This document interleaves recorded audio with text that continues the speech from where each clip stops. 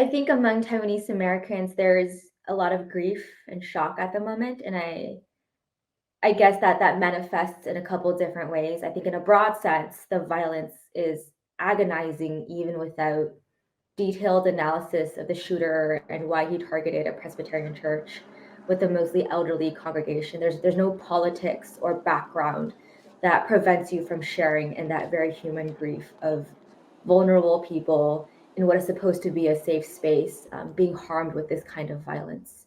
I think a deeper layer of grief exists among those who recognize the significance of their Presbyterian church, where functionally pro democracy aspirations could exist, but they were also informed and given hope by this theology of liberation.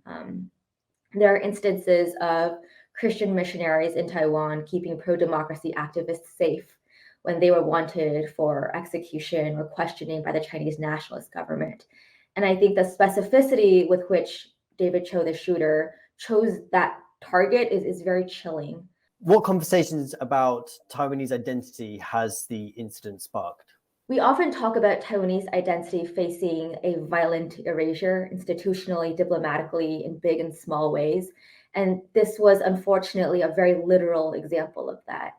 Taiwanese identity is daily conflated with Chinese identity, either by people who will collapse the differences out of convenience or disregard for the very different experiences of Chinese and Taiwanese, or more powerfully, as part of the PRC's willful erasure of Taiwanese sovereignty and identity and self-determination. Taiwanese identity is a hugely politicized construction because claiming it or evoking it as a truth threatens the PRC's fiction that we are all Chinese.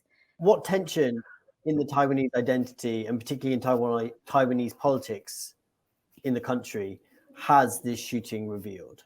I think the shooting has revealed that the immigrating generation has not let go of a lot of the very legitimate and valid conflicts and resentments that they experienced while they were in Taiwan, or that their parents experienced while they were in Taiwan.